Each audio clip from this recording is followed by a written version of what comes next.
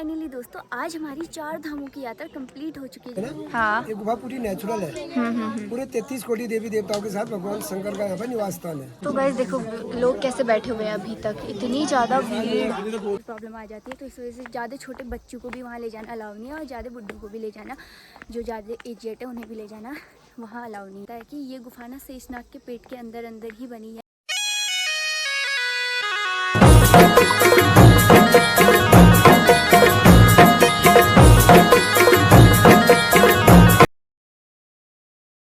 सो hey guys, सबसे पहले आप सभी लोग को मेरा प्यार भरा प्रणाम। मेरा नाम है अंजलि पांडे और स्वागत करती हूँ अपने यूट्यूब चैनल दिव्यांजलि ब्लॉग, क्योंकि मैं आशा करती हूँ आप सभी लोग मस्त होंगे, स्वस्थ होंगे। तो यहाँ भी बड़े मस्त हैं। आज के ब्लॉग की स्टार्टिंग हो रही है गंगोली हाट से और अभी बजे हुए हैं 10। तो आज हम जाने वाले हैं पाताल भुवनेश्वर। तो जैसे कि आप सभी लोगों ने देखा कि हम लोग हाट कालिका के दर्शन करते हुए निकल चुके थे। व्लॉग ना बहुत ज़्यादा लंबा हो जाता है, इस वजह से हर मंदिर का एक एक व्लॉग शूट कर रही हूँ। तो अभी हम जाने वाले हैं पाताल भुवनेश्वर। तो निकलते हैं गंगोली हाट से पाताल भुवनेश्वर के लिए। तो सभी लोग रेडी हैं, लेट्स गो गाइज। तो गाड़ी भी हमारी यहाँ पे रेडी हो चुकी है, तो निकलते हैं फटाफट से।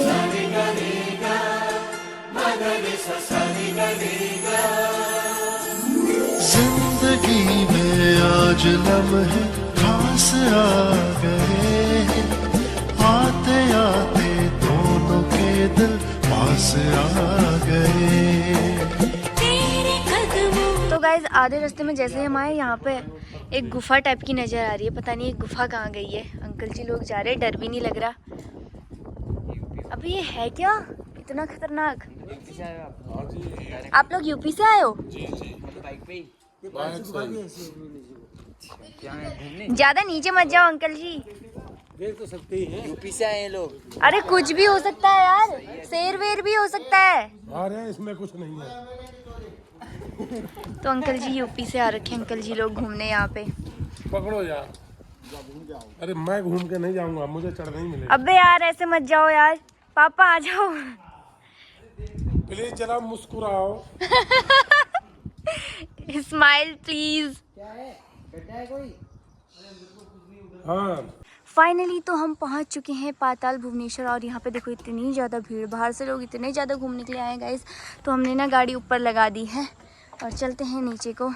फाइनली तो ये रहा मेन गेट और चलते हैं हम नीचे। अभी हमें यहाँ से ना थोड़ा सा पैदल जाना है, तो फटाफट से चलते हैं। मम्मी जी कैसा फील हुआ? हाट कालिका गए आप, जागेश्वर घूमे, अब जा रहे हो पाताल भुवनेश्वर। बहुत अच्छा लगा।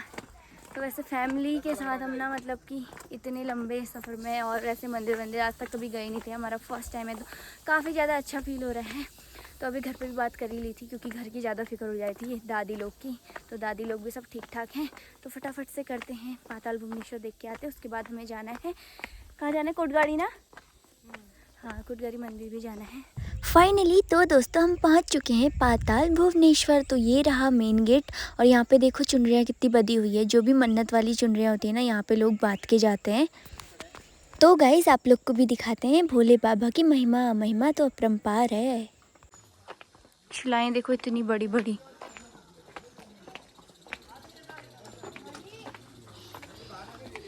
ओ नो गाइस, आप लोग को दिखा नहीं सकते हम पाताल भुवनेश्वर, क्योंकि यहाँ से अंदर को ना फ़ोन अलाउड नहीं है। बस यहीं तक जो भी था वो सब कुछ दिखा दिया। तो यहाँ से पाताल भुवनेश्वर ना नीचे गुफा है, तो उसके अंदर हमें जाना है। तो फ़ोन तो यहीं सबमिट करना पड़ रहा है, तो फ़ोन सबमिट कर देते हैं। तो देखते हैं आगे को क्या होता है। तो गाइस देखो लोग कैसे बैठे हुए हैं अभी तक, इतनी ज़्यादा भीड़। और ये है गुफा में जाने का रास्ता।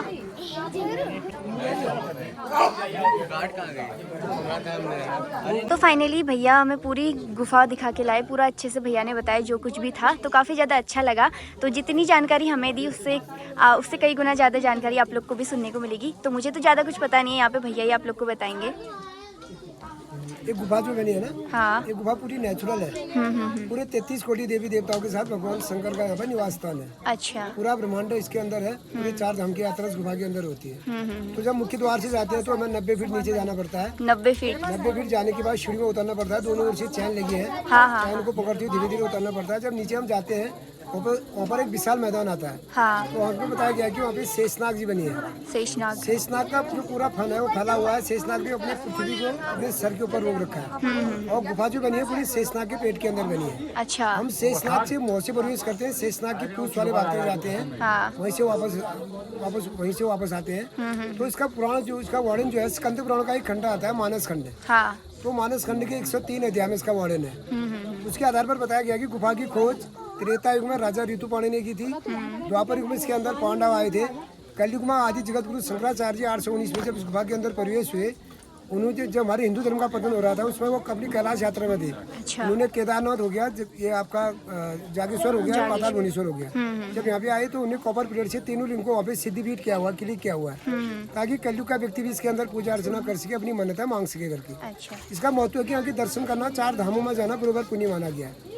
तो जब प्रवेश करते हैं तो शेषनाग के मुंह से जाते हैं हम। हाँ हाँ हाँ। शेषनाग के मुंह के बाद उसके अंदर जाते हैं तो शेषनाग की बीजथैली होती है और जीभ है और इनके दांत हैं। थोड़ा आगे जाने के बाद जाते एक छोटा सा हवन कुंड बना है पान की आकृति का, जिसके बारे में बताया गया कि राजा परीक्षित के पुत्री जन्मे जैनी वहाँ पे सर्प यज्ञ किया था, क्योंकि उनको उल्लंघी ऋषि का श्राप था कि आपको कोई ना कोई नाग काटेगा करके। तो उनके पुत्री जन्मे जैनी सोचा अगर मैं सारे पृथ्वी और पाताल के सर्पों का मंत्र द्वारा इसमें हवन करा दूंगा तो कौन सा सर्प बचेगा जो मेरे पिताजी को काटेगा।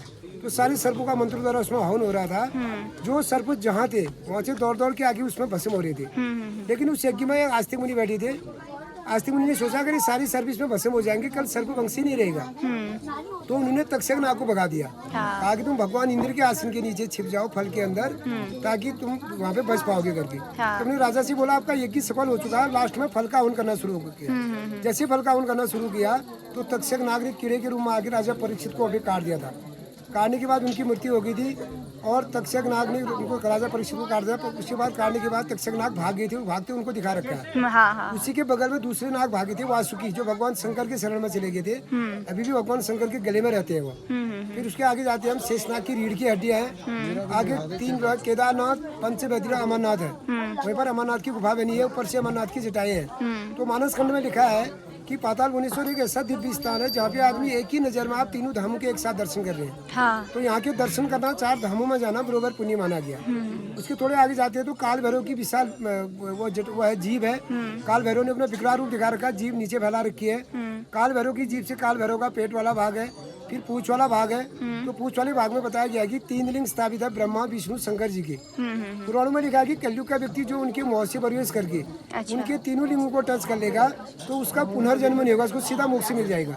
लेकिन कलयुग का व्यक्ति उनकी पूंछ तक नहीं पहुंच सकता है, क्योंकि पूंछ वाला टनल जो है बहुत ही पतला, आदमी की बॉडी उसके अंदर नहीं घुस सकती है, इसलिए वहाँ जाना संभव नहीं है। फिर उसी के बगल में हम जाते हैं तो माँ भुवनेश्वरी है, जिनको 4 द्वारों के रक्षक माना गया है। तो जिसमें आपके 4 द्वार में उनके जो माँ भुवनेश्वरी है, उनके कंधे में धनुष है, हाथ में खप्पर है, गले में मुंडू की माला है, सर पे मुकुट है, वहीं पर उनका आसन है, इस पे वो आसन लगा के बैठते थे, नीचे को पाँव को लटकते दिखा रखा है। तो माँ भुवनेश्वरी जो है 4 दरवाजों के रक्षक है। हम आगे जाते हैं, उसमें 4 दरवाजे हैं, जिसमें धर्म द्वार और मोक्ष द्वार खुला है, रण द्वार और पाप द्वार बंद है। तो रण द्वार के बारे में बताया गया कि महाभारत की लड़ाई के बाद वो दरवाजा बंद है। पाप द्वार रावण के मरने के बाद त्रेता युग में वो दरवाजा बंद हो गया। तो कलयुग में धर्म और मोक्ष खुले हैं। बताया गया कि जो कलयुग का व्यक्ति इस कलयुग में धर्म द्वार से प्रवेश करके एक बार मोक्ष दरवाजे में निकलता है, उसके सारे पाप रोग दुख सारे दूर होते हैं। अब हम धर्म से मोक्ष की ओर जाते हैं तो एक बहुत बड़ा विशाल मैदान आता है। वहाँ पे सबसे पहले हमको दर्शन होते हैं कल्प वृक्ष के, जिनको पारिजात वृक्ष के नाम से भी जाना जाता है, जो समुद्र मंथन में निकला था। भगवान इंद्र के पूरे हथेली में वो टिका हुआ है। तो पत्थर जो बना है पूरे पेड़ का बना हुआ, वो पत्थर का बना हुआ पूरा पेड़। तो उन्हीं के बीच में भगवान शंकर के 2 शंख बने हैं, जो भगवान इंद्र के शंख के नाम से जाना जाता है। उसी के ऊपर एक गुफा जाती है कदली वन। कदली वन का मतलब होता है केलों का बगीचा, जिसके पहरेदार त्रेता युग में हनुमान जी रहा करते थे। जब रावण राम और लक्ष्मण को पाताल में ले जाते हैं, हनुमान जी उसी पाताल लोक से उनको वापस पृथ्वी में लाते हैं। आगे जाने के बाद वो गुफा बंद हो चुकी है। कलयुग का व्यक्ति इसके अंदर जाना वर्जित माना है, इसलिए कलयुग में गुफा अपने आप ही बंद हो गई है। ऊपर एक छोटी सी गुफा जिसके बारे में बताया गया कि मार्कंडेय ऋषि ने 10,000 बरस तपस्या करके वहाँ पे मार्कंडेय पुराण लिखा था। उनका आसन लटका हुआ दिखाई दिया है और अंदर से उनकी काली छाया है, जिन्होंने मार्कंडेय ऋषि ने वहाँ पे बैठ के मार्कंडेय पुराण में लिखा था। उनके बारे में बताया गया कि कलयुग का व्यक्ति उनके केवल छाया के रूप में दर्शन करता है। अगर छाया के रूप में दर्शन करने से बताया गया कि आदमी की अल्पायु में मृत्यु नहीं होती है, आदमी दुर्घटनाओं से बचता है, क्योंकि उन्होंने महामृत्युंजय पुराण लिखा था वहाँ पे। जो कलयुग का व्यक्ति बताया गया कि उनके छाया के रूप में दर्शन करने से उनकी अल्पायु में मृत्यु नहीं होती है, केवल वहाँ पर वो किया जाता है कि उनके छाया के रूप में दर्शन होते हैं। तो उसके नीचे हम आगे जाते हैं तो ब्रह्म कपाल है, जिनका ब्रह्मा जी का 5वां सर है, कटा हुआ सर। उसके बारे में बताया गया कि वहाँ पे ब्रह्मा जी की पूजा नहीं होती है। शंकर भगवान का इनको श्राप था कि आपको मूर्ति रूप में नहीं पूजा जाएगा। उनकी मूर्ति पूजा केवल एक ही जगह होती है, पुष्कर राजस्थान में। उसके अलावा उनका कहीं मंदिर है। ऊपर क्या होता है, किसी पितृ का हमारा पिंडदान जब छूट जाता है तो केवल पितृ का पिंडदान वहाँ पे होता है। ऊपर से कामधेनु गाय के थन से दूध निकलता है। उस दूध का अभिषेक 2 युग पहले ब्रह्मा जी के सर के पर होता था, लेकिन कलयुग में वो दूध अब पानी में तब्दील हो गया है। ऊपर से दूध आता है तो नीचे आधे पानी बन जाता है। तो वहाँ पे थोड़े आगे जाते हैं तो वहाँ पे सप्त कुंड बने हैं, जिसके बारे में बताया गया कि 6 कुंड तो बंद है, 7वां कुंड खुला हुआ है। तो 6 कुंडों का अमृत 7वें कुंड में इकट्ठा होता था। तो उस कुंड के अमृत को पीने के लिए भगवान शंकर के जितने भी सर्प थे आपस में लड़ाई करते थे। तो उसके लिए भगवान शंकर ने ब्रह्मा जी के वाहन हंस को चौकीदार नियुक्त किया था कि बिना मेरे आदेश से कोई भी समर्थ को नहीं पिएगा करके। तो एक बार हंस ने पिया तो नहीं, पीने की इच्छा रखी तो भगवान शंकर ने उनको श्राप दे दिया, उनकी गर्दन समर्थ कुंड से पीछे की ओर कर दी ताकि तुम समर्थ कुंड को देख भी नहीं सकते हो कहाँ पीना। इसलिए हंस की गर्दन जन्म से ही टेढ़ी होती है। वहाँ पर अभी भी इस पानी को हम नहीं पीते, केवल 3 बार ओम नमः शिवाय करके उसका अभिषेक करते हैं, जिससे आदमी के सारी रोग कष्ट दुख सारे दूर होते हैं। तो हम थोड़े आगे जाते हैं तो भगवान शंकर की विशाल जटाएं हैं, जिनके जटाओं में आदि गंगा आदि जो सफेद वाली भाग दिख रहा है उसमें भागीरथी गंगा है। उसके नीचे 33 कोटि देवी देवता हो, छोटे छोटे पिंड के रूप में भगवान शंकर की आराधना कर रहे हैं, गंगा जल के नीचे स्नान कर रहे हैं। उन्हीं 33 कोटि देवी देवताओं के बीच में भगवान शंकर ने नर्मदेश्वर महादेव का रूप लिया हुआ है, जिनका आधा भाग गीला है आधा भाग सूखा है। तो सूखे वाले भाग में बताया गया कि जितना भी पानी के ऊपर ड्रॉप होता है उतना पानी को ऑब्जर्व कर लेते हैं, सोख लेते हैं। तो उन 33 कोटि देवी देवताओं के दर्शन करने से आप लोगों की 4 धाम की यात्रा वहाँ पर पूरी होती है। वहाँ पर विश्वकर्मा जी का हाथ है, जिन्होंने उस कुंड का निर्माण किया था द्वापर युग में पांडवों के कहानी अनुसार। वहीं पर नंदी है, शंकर जी का वाहन। राजा भगीरथ की मूर्ति बनी है, जो राजा भगीरथ जो भागीरथी गंगा को धरती पे लाए थे। तो आगे जाते हैं तो भगवान शंकर के त्रिलिंग में वहाँ पे तीनों की पूजा होती है, ब्रह्मा विष्णु शंकर जी के, जिनके बारे में बताया गया है। तीनों लिंग छतल नीचे से उत्पन्न है। जब वो तीनों लिंग उत्पन्न हुए थे वो प्रकाशवर लिंग थे, उसके साथ अग्नि की ज्वाला भी उत्पन्न हुई थी। ऊपर एक जटा में से भी 3 लिंग बने हैं। तीनों का पानी बारी बारी से ब्रह्मा विष्णु शंकर जी में गिरता रहता है, वो कभी रुकता नहीं है। कहा गया कि कोई इनमें जल का अभिषेक नहीं भी करता है तो नेचुरली जल का अभिषेक उन तीनों लिंग में होता रहता है। फिर वहाँ पर 3 मूर्तियाँ बनी है, ब्रह्मा जी का, विष्णु जी और शंकर जी। तो विष्णु जी और शंकर जी में पानी का अभिषेक हो रहा है, ब्रह्मा जी में पानी का अभिषेक नहीं हो रहा है। उनको जो श्राप है कि आपको मूर्ति रूप में पूजा नहीं जाएगा, इसलिए उनमें मूर्ति का पानी का अभिषेक भी नहीं होता है। जो वहाँ पर कॉपर प्लेट है उसको आदि जगत गुरु शंकराचार्य जी ने जब गुफा के अंदर प्रवेश हुए तीनों लिंगों को कॉपर प्लेट से सिद्धिपीठ करके उसको क्लिक कर दिया था, ढक दिया था, ताकि कलयुग का व्यक्ति वहाँ पूजा अर्चना कर सके, अपनी मन्नतें मांग सके। उसके बाद ही उसके अंदर पूजा अर्चना शुरू, लोगों का आना जाना शुरू हुआ। वहीं से गुफा नीचे को जाती है जिसका लिंक है काशी विश्वनाथ, काशी बनारस गुफा जाती है। ऊपर वाली जो गुफा जो जाती है वहाँ से 5 भाई पांडव में से युधिष्ठिर स्वर्ग गए थे, 4 भाई और द्रौपदी वहीं से बद्रीनाथ निकले थे, जहाँ बद्रीनाथ का लास्ट गाँव है माणा गाँव। वहाँ से उन्हें अपना शरीर त्यागा था। तो वहाँ से वापस आते हैं तो वही कल्प वृक्ष के ऊपर आते हैं। वहाँ पर छोटा सा मंच बनाया है, जिस मंच के बारे में बताया गया है उसमें 4 युग है, जो कलयुग सतयुग त्रेता द्वापर के नाम से जानी जाती है। उसमें जो सबसे बड़ा लिंग है वो कलयुग है, उसी के बगल में छोटा सा जो लिंग है वो सतयुग है, उसके ऊपर त्रेता है द्वापर है। तो पुराणों में लिखा है कि कलयुग की ग्रोथ जो है अभी भी होती रहती है। जिस दिन वो बढ़ती बढ़ती अपनी समांतर की नोक को टच कर लेगा तो उस दिन पूरी सृष्टि का अंत हो जाएगा। लेकिन उसके बारे में बताया गया कि हजारों साल में सुई के नोक के बराबर भी बढ़ सकता है, एक पल में भी ऊपर टच हो सकता है। कोई प्रमाण नहीं कि कलयुग कब समाप्त हो जाए। कलयुग समाप्त होते ही पृथ्वी पहले हो जाएगी, फिर सतयुग त्रेता द्वापर वो चक्र फिर दोबारा चलता रहेगा। उसी के अंदर से गुफा जाती है सेतु बंधु रामेश्वरम, जो दक्षिण भारत में है, वहाँ तक उसकी सुरंग जाती है। लेकिन कलयुग में ये गुफा भी बने, जैसे ही सतयुग शुरू होगा सारी गुफाएं खुल जाएंगी। फिर वहाँ से वापस आते हैं तो उसी वहाँ पर शेषनाग के बगल में आते हैं, वहाँ पर ऐरावत आती है जो भगवान इंद्र का वाहन था, जो हवा में भी उड़ता था, जल में भी तैरता था, थल में भी चलता था। तीनों गतियाँ उनकी जल थल वायु। तो बताया गया कि वो ऐरावत हाथी भगवान इंद्र का हाथी था, जो भगवान इंद्र को दिया गया था। उस ऐरावत हाथी के 1000 पैर दिखा रखे वहाँ पे, 7 सूट में से 1 सूट दिखा रखे, 1 माथा दिखा रखा है। तो उनके 1000वें पाँव में भगवान शंकर का मनोकामना कमंडल दिखाया गया है, जिसके बारे में बताया गया कि लोग पाताल भुवनेश्वर की पूरी यात्रा करने के बाद भगवान शंकर के कमंडल में अपने हाथ जोड़ के कोई भी मनोकामनाएं मांग सकते हैं। वहीं पर आपकी यात्रा संपन्न होगी। धन्यवाद। Thank you so much. दोस्तों आज हमारी 4 धामों की यात्रा कंप्लीट हो चुकी है। जैसे कि भैया ने भी आप लोग को बताया कि अगर कोई भी व्यक्ति यहाँ सच्चे दिल से आ गया तो समझ लो कि उसकी 4 धामों की यात्रा हो गई।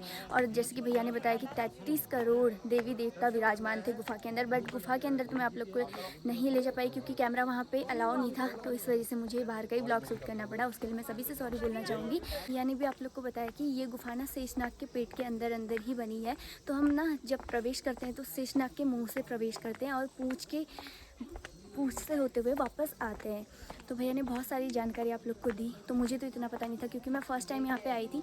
तो जो भी रहा जैसा भी रहा बहुत अच्छा लगा गुफा के अंदर जाके थी ना। और ज़्यादा बूढ़े लोगों को वहाँ जाना अलाउ नहीं है क्योंकि ऑक्सीजन की कमी होती है ना, तो फिर प्रॉब्लम आ जाती है। तो इस वजह से ज़्यादा छोटे बच्चों को भी वहाँ ले जाना अलाउ नहीं है और ज़्यादा बुढ़ों को भी ले जाना, जो ज़्यादा एजेड है उन्हें भी ले जाना वहाँ अलाउ नहीं है। तो फ़ोन तो बाहर ही, मेरा गुफा दिखाने का इतना ज़्यादा मन था। मम्मी वहाँ जाके कैसा हो पड़ा ना, मम्मी एकदम सोच रहे थे कि हो गई 4 धामों की यात्रा कंप्लीट। तो आप लोग देख सकते हो ये है गुफा की फ़ोटोज़, यहाँ पे इतनी सारी जो चीज़ें हमने वहाँ पे देखी यहाँ पे भी देखने को मिल रही हैं। तो गाइस देखो डॉगी मिल गया हमें यहाँ पे। हेलो डॉगी, क्यूट कितना है। अंकल थोड़ा जोर से बोलो तब आएंगे प्रसाद लेने, जोर से बोलो फिर ना प्रसाद ले लो। चलिए गाइस ना आज का ब्लॉग यहीं तक रखते हैं क्योंकि ब्लॉग बहुत ज़्यादा लंबा हो जाता है। जैसे कि पहले भी बताया, तो छोटा छोटा हर मंदिर का ब्लॉग मैंने आप लोग को शूट करके दिखाया।